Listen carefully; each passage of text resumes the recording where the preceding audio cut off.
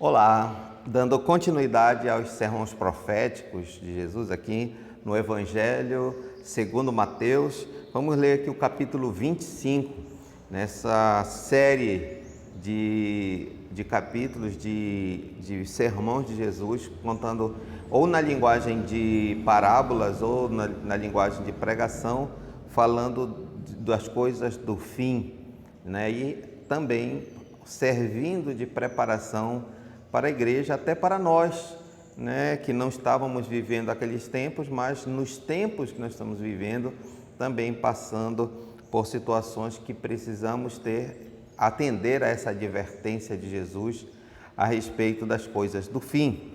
Então, veja o que diz aqui a partir do capítulo 25.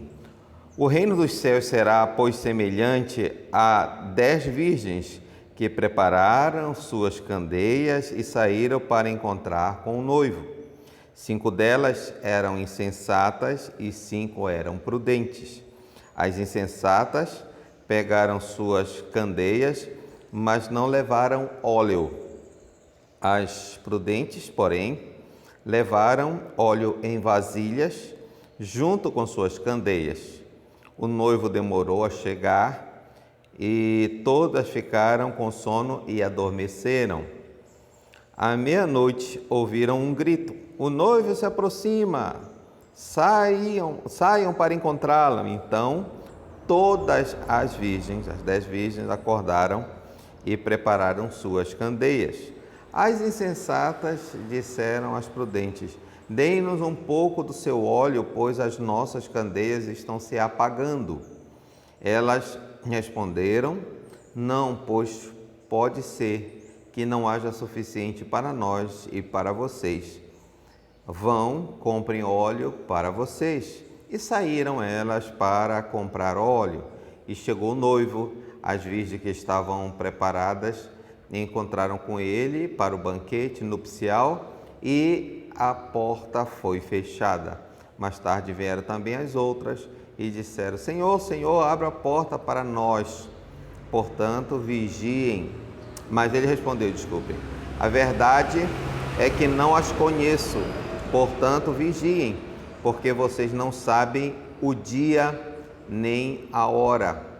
Olha, se nós formos analisar aqui, essas virgens, elas se comportaram de maneira geral, uma igual a outra, né? As 5 igual às outras 5, né? Se prepararam as candeias, tanto um grupo quanto o outro se cansou, teve sono e adormeceu.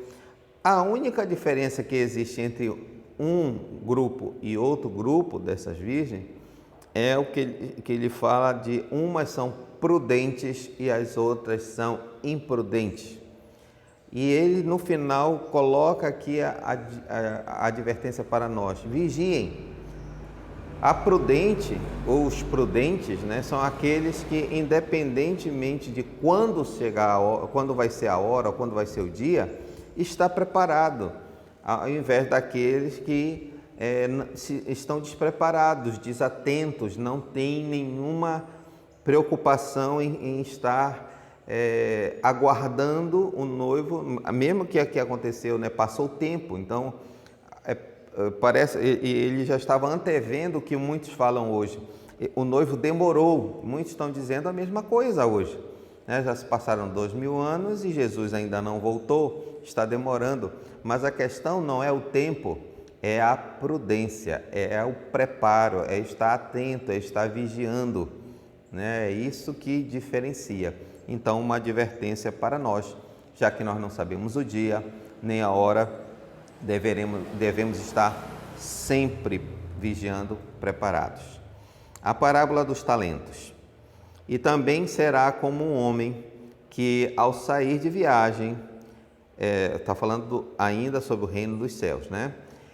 O reino dos céus também é semelhante a um homem que saiu de viagem, chamou seus servos e confiou-lhes os seus bens.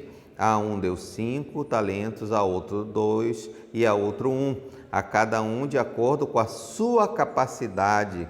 Em seguida partiu de viagem. O que havia recebido 5 talentos saiu imediatamente, aplicou-os e ganhou mais 5. Também o que tinha 2 talentos ganhou mais 2. Mas o que tinha recebido 1 talento saiu, cavou um buraco no chão e escondeu o dinheiro do seu senhor. Antes de nós continuarmos aqui essa parábola, vamos atentar para esse detalhe aqui, que aquele senhor deu para cada um deles segundo a capacidade de cada um. Então o Senhor sabia a capacidade, ele não sobrecarregou aquele que tinha menos capacidade. O que tinha menos capacidade, ele deu 1, sabendo que ele poderia fazer daquele 1 produzir, fazer com que aquele 1 multiplicasse. Ao que tinha 2, ele multiplicou, o que tinha 5, mas para cada um ele deu segundo a capacidade. O que quer dizer que este Senhor aqui não foi injusto, certo? Depois de muito tempo, o Senhor daqueles servos voltou e acertou as contas com eles. O que tinha recebido 5 talentos, trouxe os 5 e disse: Senhor, me confiou 5 talentos, veja, eu ganhei mais 5. O Senhor respondeu: muito bem, servo bom e fiel. Você foi fiel no pouco e eu porei sobre o muito. Venha e participe da alegria do seu Senhor. Veio também o que tinha recebido 2 talentos e disse: o Senhor me confiou 2 talentos. Veja, eu ganhei mais 2. O Senhor respondeu: muito bem, servo bom e fiel. Você foi fiel no pouco e eu o porei sobre o muito. Venha e participe da alegria do seu Senhor. Por fim, veio o que tinha recebido 1 talento e disse, aqui a resposta é completamente diferente, né? Eu sabia que o Senhor é um homem severo, que colhe onde não plantou, junta onde não semeou, por isso tive medo, saí e escondi o meu talento no chão. Veja aqui está o que lhe pertence. O Senhor respondeu: servo mau e negligente, você sabia que eu colho onde não espalhei, onde não plantei e junto onde não semeei. Então você deveria ter confiado o meu dinheiro aos banqueiros, para que, quando eu voltasse, o recebesse de volta com juros. Tirem o talento dele e entregue-o ao que tem 10, pois a quem tem, mais será dado, e terá uma grande quantidade. Mas quem não tem, até o que tem lhe será tirado. Lançai fora o servo inútil nas trevas, onde haverá choro e ranger de dentes. A princípio, numa visão de quem não entende como funciona uma monarquia, ou seja, onde há um rei, um senhor, e os servos, os súditos, né, não entendem aqui, às vezes, o que está falando e pode pensar que há alguma injustiça no que aquele senhor fez, né? O que nós temos que entender é que quando diz ele confiou, ou seja, ele deu, e lembrando aqui, só um detalhe, é que talento aqui não é habilidade especial. Talento era uma moeda, era um dinheiro, uma quantidade de valores em dinheiro, né? Era um tipo de moeda que chamava talentos. E ele confiou, o seu senhor confiou a eles aqueles valores, já que ele ia viajar, para que justamente eles aplicassem aquele valor. E que eles, ao aplicarem esse valor e terem esse rendimento de juros, eles também usufruíssem daquilo, ou seja, o seu senhor estava querendo compartilhar com eles. E outra coisa que temos que entender, por uma questão econômica aqui, é que aquele servo que não investiu, que enterrou o talento, ele não apenas não deixou de ganhar, ele começou a perder, porque as moedas perdem valor. Ele não aplicou, ele não fez com que aquilo se multiplicasse. Mas o que isso tem a ver com o reino de Deus? Lógico que é uma parábola.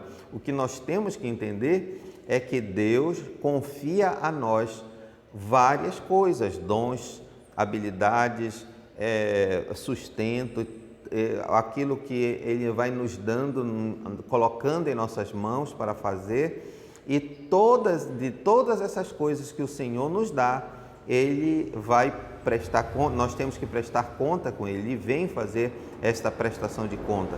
E aquele que não faz nada, aquele que não se envolve, que não trabalha, não produz, não frutifica no reino dos céus, esse será aqui tragicamente lançado nas trevas, onde haverá choro e ranger de dentes. Muitas vezes nós pensamos que é simplesmente a questão de pecado, desobediência, que vai nos levar a não participar do banquete do Senhor. Não. Aqui está dizendo todo aquele que também é omisso, todo aquele que não se coloca, não usa, não investe aquilo que o Senhor tem colocado em suas mãos, também receberá este destino, que sendo chamado de servo mau, de servo infiel, e não vai participar da alegria com o Senhor. Então, aqui há um chamado do Senhor para entendermos o reino. O reino envolve para nós frutificação. O próprio Senhor Jesus ensinou que lá no Evangelho de João, que aqueles que dão muito fruto é verdadeiramente seu discípulo. O que quer dizer que algumas pessoas, por não dar fruto, não são discípulos do Senhor. E a partir do versículo 31, então diz assim: quando o Filho do Homem vier em sua glória com todos os anjos, assentar-se-á em seu trono de glória celestial. Todas as nações serão reunidas diante dele, e ele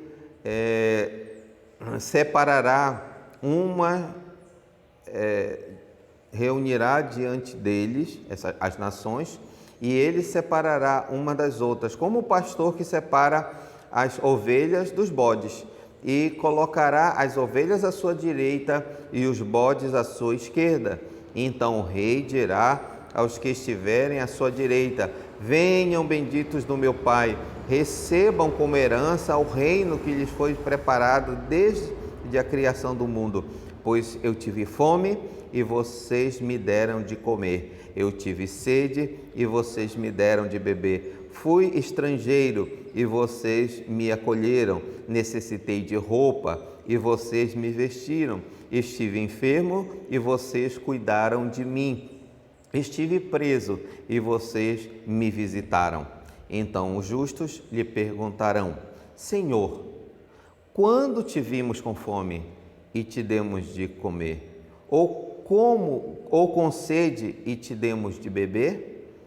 Quando te vimos como estrangeiro e te acolhemos?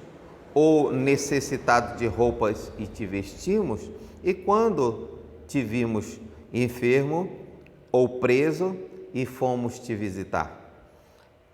Aqui é importante entender isso. Quando o Senhor está falando com o chamado, as ovelhas, né, que ele colocou à sua direita, que também aqui no versículo 37 ele chama de justos, né, o texto chama de justos, e esses justos, né, que são aqueles que são os que ficarão com o Senhor.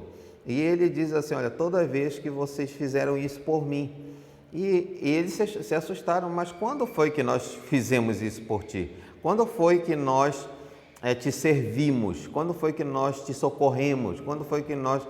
Eu não te vi desse jeito, Senhor. Isso é que é importante nós entendermos, porque muitas pessoas dizem assim: eu sirvo ao Senhor. Mas como é que você serve ao Senhor?